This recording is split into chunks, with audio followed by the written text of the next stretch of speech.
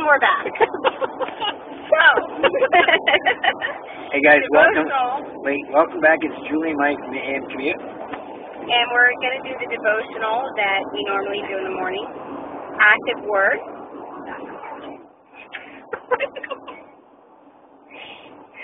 You embarrassed me. I noticed. It's activeword.org if you want to get a copy of this devotional for yourself. And there's a new one every day. So, tried and true.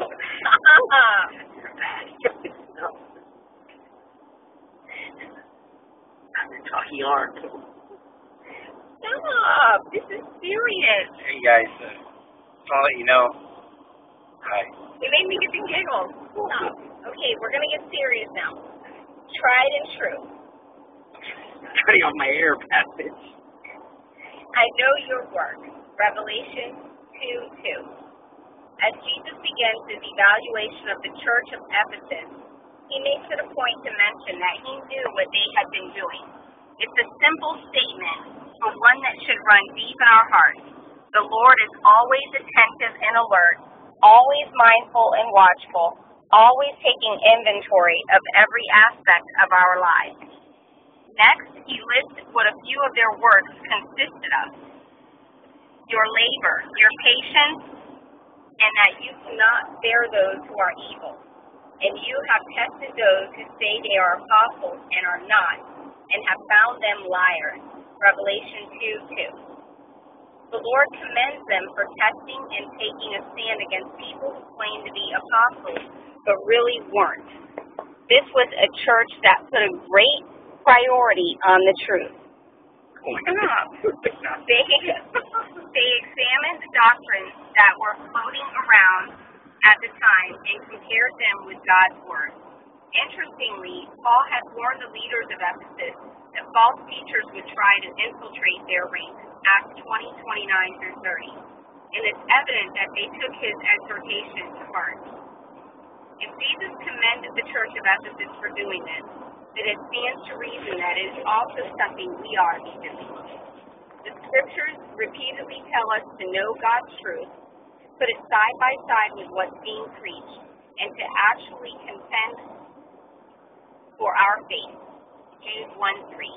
It's not about being divisive. It's about valuing the truth enough to study it and share it in the face of false teaching. Again, God knows everything about our lives, but how well do we know His Word? Enough to spot when it's being compromised or contaminated? We should, and we will, when we give it its proper place in our lives. Be diligent to present yourself to God, a worker who does not need to be ashamed, rightly dividing the word of truth. 2 Timothy 2:15.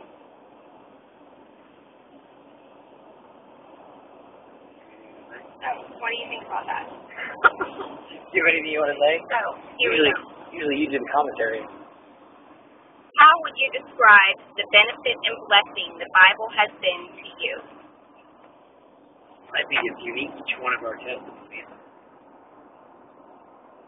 The Bible is. The Bible is unique in the fact that each one of us has been blessed by it in a different way. Yeah, you're right. You know, that just goes back to the fact that God's Word is alive, you know, and it is, you know, it accomplishes what it's set out to do. Right.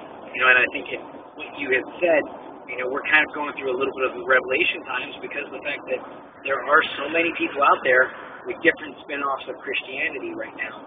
Right. You know, he talks about false teachers. And those false teachers are, they are, you know, trying to... They're all over the place. They're in every church. Exactly. Every church, manipulating God's Word. Exactly. Manipulating God's Word and their people in order to drive them astray. So I think that we are definitely, you know, you hear about teachings more and more about end times and eschatology, and, you know, although I'm like very novice when it comes to stuff like that, but you can't help but wonder or think, have the reassurance that we're living in end times, and you just want, you know, hey, Jesus, hurry up, come back. Right. You know? Can we get this over with? Yeah. This is not what it's supposed to be. Right. You know what I me. How about you? I love when I study the Bible and it is pertaining what I'm studying at the moment is pertaining to exactly what I'm going through, and I can apply it to something that I'm dealing with in my life at the moment. Yeah. And I just love when that happens. And it's more often that you study the Bible for yourself, the more often that actually happens. It's amazing how often you open the Bible and you just start reading and you start seeing things that it's like, man, I wish I would have known that yesterday when I was going through such and such, or you know what, I'm going to need that for this conversation I plan on having with somebody, or just all kinds of ways that we don't think about it until we're actually in God's Word, how it really does pertain to our everyday life, how real it is for today. So get yourself a copy of today's Active Word devotional. Go to activeword.org. It's activeword.org. Tomorrow morning on the AM commute, President Obama's puppy calls and fires Julie.